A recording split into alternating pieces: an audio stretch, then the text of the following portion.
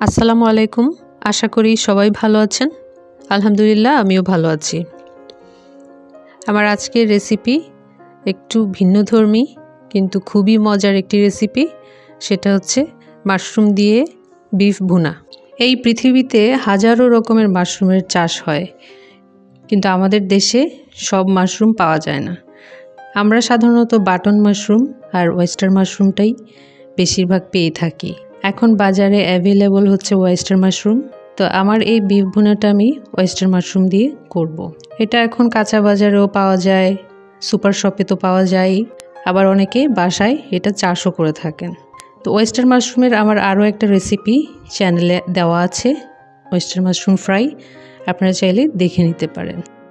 আর কথা না বাড়িয়ে চলুন শুরু করি আজকের রেসিপিটি। এখানে আমি 300 গ্রামের মতো গরুর মাংস নিয়ে নিয়েছি।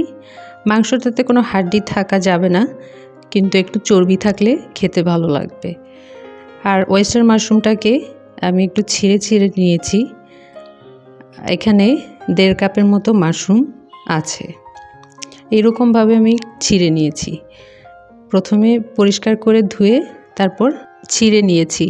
এটা ছুরি বা বটি দিয়ে কাটার কোনো দরকার নেই, হাত দিয়ে ছিঁড়ে ছিঁড়ে নিলেই হয়ে যায়। আর মাংসটাকেও এরকম পাতলা পাতলা করে কেটে নিয়েছি। তারপর প্যানে তেল দিয়ে দিচ্ছি 2 টেবিল স্পুন। তেলটা একটু গরম হতেই এর মধ্যে আমি দিয়ে দিচ্ছি একটা তেজপাতা মাঝখান থেকে ছিঁড়ে।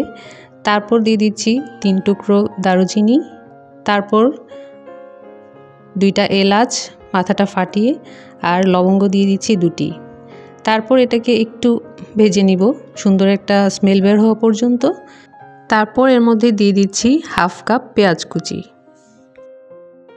পেঁয়াজটাকে কিন্তু ব্রাউন করে ফেলা যাবে না, শুধুমাত্র একটু নরম করে নিচ্ছি।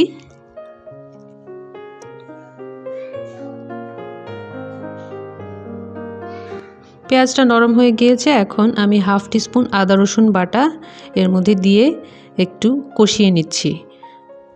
আদা রসুন বাটার কাঁচা গন্ধটা চলে যাওয়া পর্যন্ত আমি এটাকে কষিয়ে নিয়েছি। এখন সামান্য পানি দিয়ে এর মধ্যে দিয়ে দিচ্ছি 1/2 টিস্পুন হলুদ গুঁড়ো, 1/2 টিস্পুনের চেয়ে কিছু বেশি মরিচের গুঁড়ো, তারপর সামান্য জিরা আর ধনে গুঁড়ো দিয়ে এটাকে একটু কষিয়ে নিচ্ছি পানি দিয়ে। মশলাটা ভালোভাবে কষাতে হবে, সুন্দর একটা তেল ভেসে ওঠা পর্যন্ত এটাকে কষাতে হবে।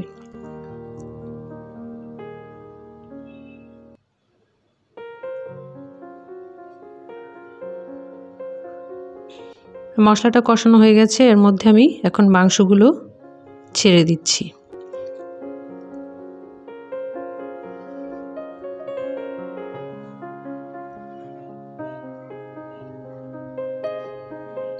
মাংসগুলোকে ভালোভাবে নেড়ে চেড়ে মশলাটার সাথে মিশিয়ে নিচ্ছি। আমি কিন্তু লবণ দিয়ে দিয়েছি।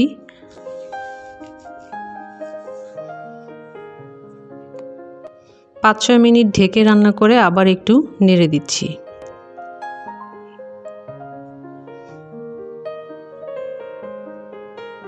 সামান্য পানি দিয়ে আবার ঢেকে দিলাম। তারপর আবার নেড়ে দিচ্ছি। এই কাজটা আপনারা চাইলে প্রেসার কুকারেও করে নিতে পারেন। মাংসটা সিদ্ধ হলেই হয়ে গেল।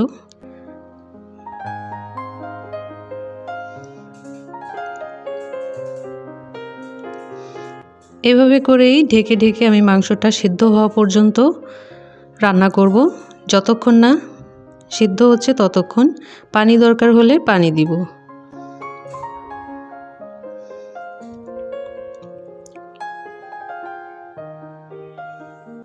মাংসটা হয়ে গিয়েছে, মাংসটা আমার ভালোই সিদ্ধ হয়ে গিয়েছে। এখন আমি মাশরুমগুলোকে দিয়ে দিচ্ছি। মাশরুম দেওয়ার পর আমি এখানে আবার 1/2 টিস্পুন গরম মশলার গুঁড়ো দিয়েছিলাম।